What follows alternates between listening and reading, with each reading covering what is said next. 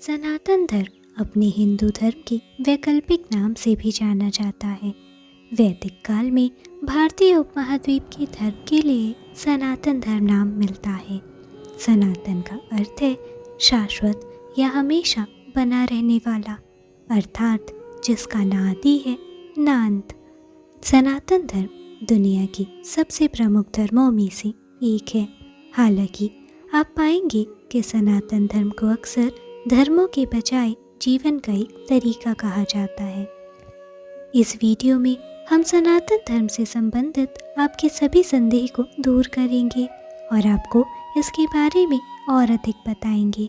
तो इस वीडियो को अंत तक देखें और हमारे चैनल धर्म ग्रंथ को सब्सक्राइब ज़रूर करें। आपको यह जानकर आश्चर्य होगा कि सनातन धर्म को दर्शाने के लिए कोई आधिकारिक या पुराना नाम नहीं है।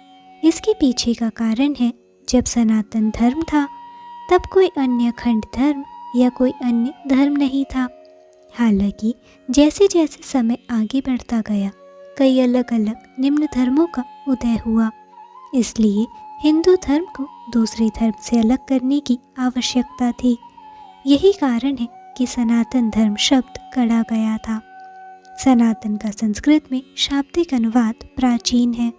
सनातन धर्म को हिंदू या वैदिक धर्म भी कहा जाता है, क्योंकि यही एकमात्र धर्म है जो ईश्वर, आत्मा और मोक्ष को तत्व और ध्यान से जानने का मार्ग बताता है। मोक्ष इसी मार्ग की देन है।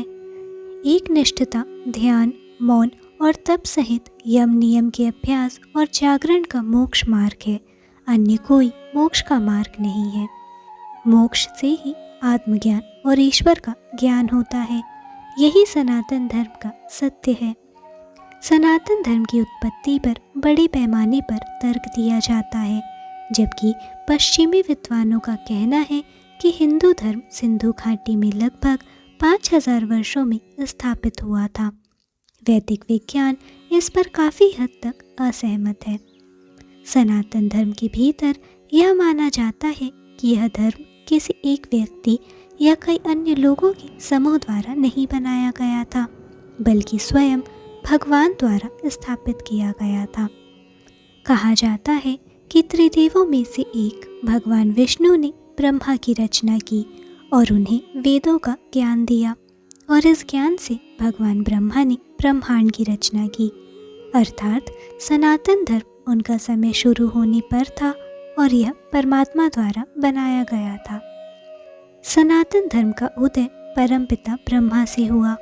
उन्होंने 4 वेद, ऋग्वेद, यजुर्वेद, सामवेद और अथर्ववेद का निर्माण किया। ब्रह्मा जी ने यह वैदिक ज्ञान सृष्टि के आरंभ में 4 ऋषियों को समाधि अवस्था में प्रदान किया था। बाद में इन ऋषियों ने दूसरे अन्य ऋषियों व लोगों को यह ज्ञान दिया। इसके पश्चात ही उपनिषद, ब्राह्मण ग्रंथ, पुराण, दर्शन, ज्योतिष आदि शास्त्रों का निर्माण हुआ। परंतु इन सभी शास्त्र में शिक्षाएं वेदों से ही ली गई हैं। साधारण शब्दों में कहें तो वेदों की व्याख्या कर ऋषियों ने नए ग्रंथों का निर्माण किया।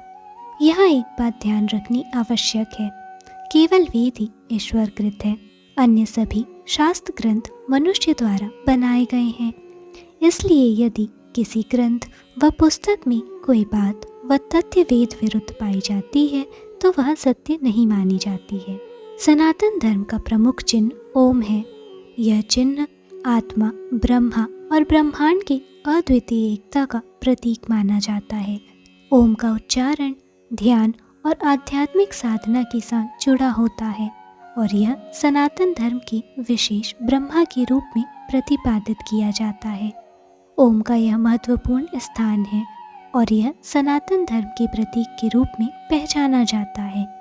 सनातन धर्म सभी मनुष्यों, पशु पक्षियों और जीव जंतुओं आदि को एक समान मानता है।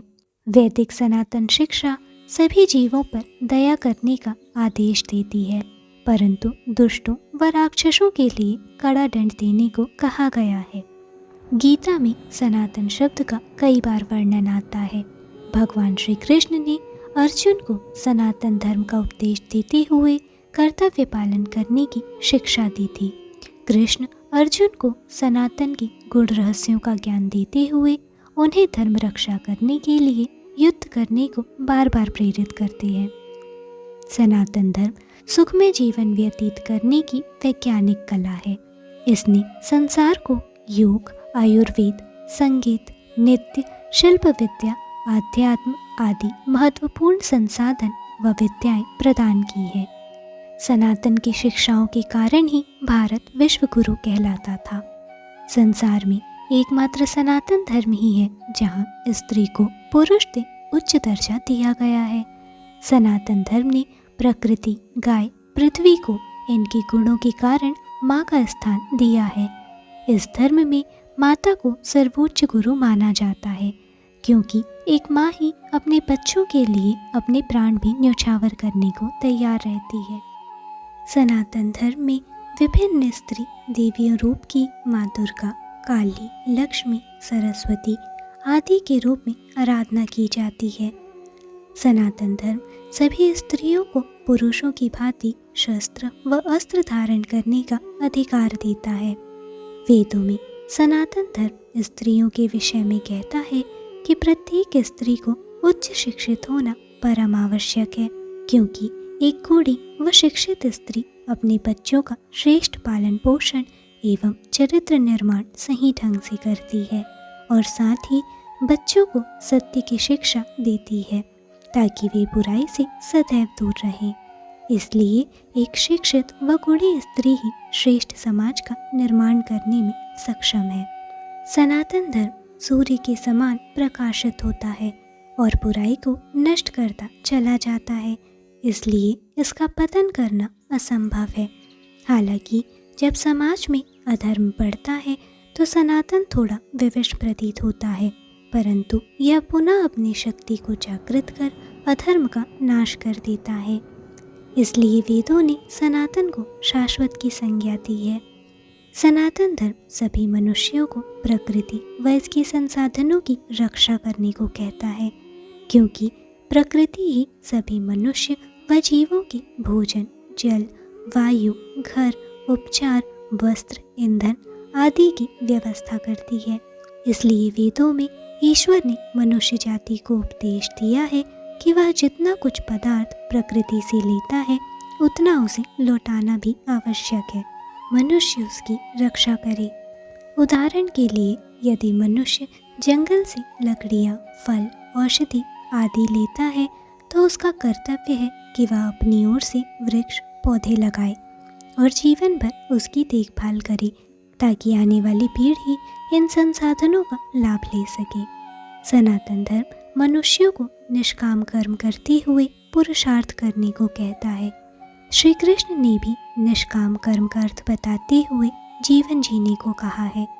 जब कोई मनुष्य निष्काम कर्म करता है तो उसके मन से लालच, बुराई, क्रोध, भय, शंका का अंत हो जाता है और वह सदैव शांति की अनुभूति करता है।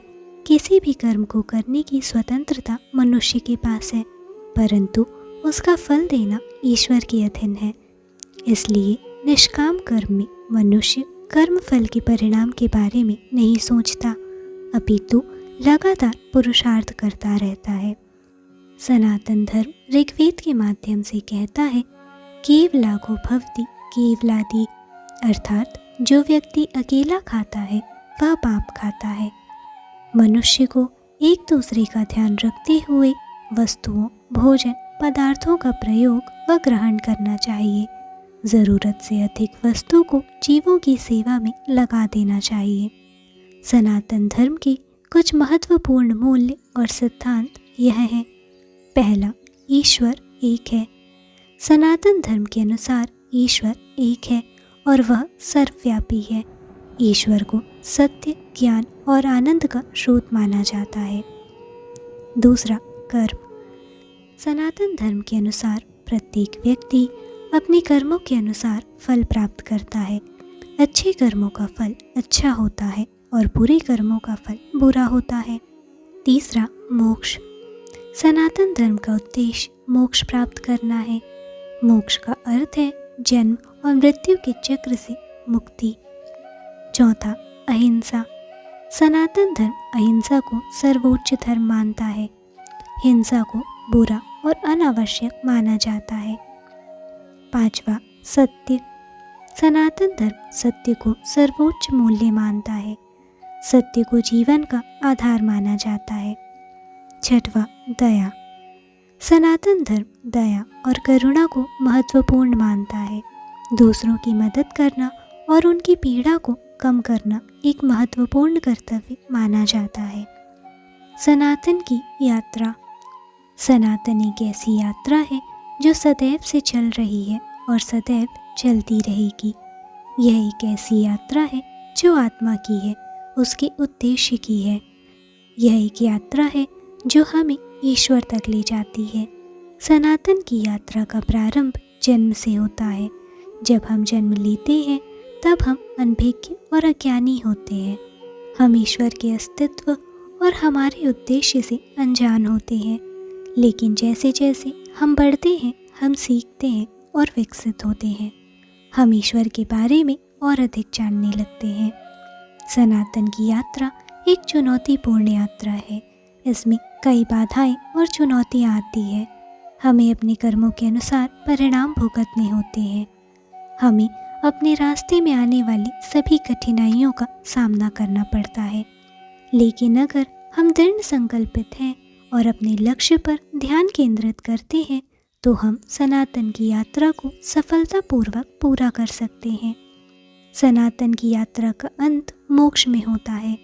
मोक्ष का अर्थ है जन्म और मृत्यु के चक्र से मुक्ति। मोक्ष प्राप्त करने से हम ईश्वर के साथ एक हो जाते हैं। हम सभी दुखों और पीड़ाओं से मुक्त हो जाते हैं। सनातन की यात्रा एक व्यक्तिगत यात्रा है। यह प्रत्येक व्यक्ति के लिए एक अलग अनुभव है, लेकिन सभी सनातनी के लिए सनातन की यात्रा का उद्देश्य एक ही है, ईश्वर तक पहुंचना और मोक्ष प्राप्त करना।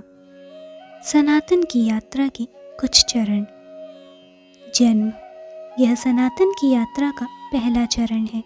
इस चरण में हम ईश्वर के अस्तित्व और हमारे उद्देश्य से अनजान होते हैं। ज्ञान। यह सनातन की यात्रा का दूसरा चरण है। इस चरण में हम ईश्वर के बारे में और अधिक जानने लगते हैं। कर्म।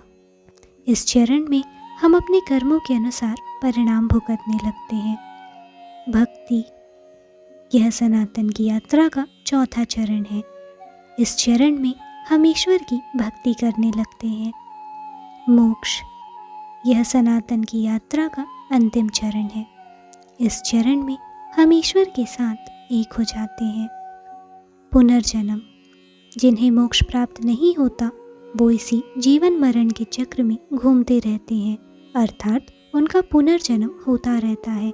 प्रत्येक सनातनी पुनर्जन्म में विश्वास रखते हैं। सनातन की यात्रा में बाधाएं। सनातन की यात्रा में कई बाधाएं और चुनौतियां आती हैं। इनमें से कुछ बाधाएं यह हैं। अज्ञान। अज्ञान सनातन की यात्रा में सबसे बड़ी बाधा है। जब हम अज्ञानी होते हैं तो हम ईश्वर के बारे में और अपने उद्देश्य के बारे में नहीं जानते। वासना। वासना एक और बड़ी बाधा है। वासना हमें ईश्वर की ओर ले जाने के बजाय सांसारिक सुखों की ओर खींचती है। क्रोध। क्रोध भी एक बाधा है।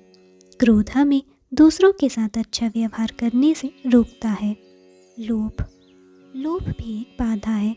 लोभ हमें दूसरों की चीज़ों की ओर आकर्षित करता है। मोह। मोह भी एक बाधा है। मोह हमें सांसारिक चीज़ों से बांधता है। सनातन की यात्रा में सफलता। सनातन धर्म एक समृद्ध और विविध धर्म है। यह एक ऐसी यात्रा है जो हजारों वर्षों से चली आ रही है। यह यात्रा समय के साथ विकसित हुई है, लेकिन इसके मूल सिद्धांत वही रहे हैं।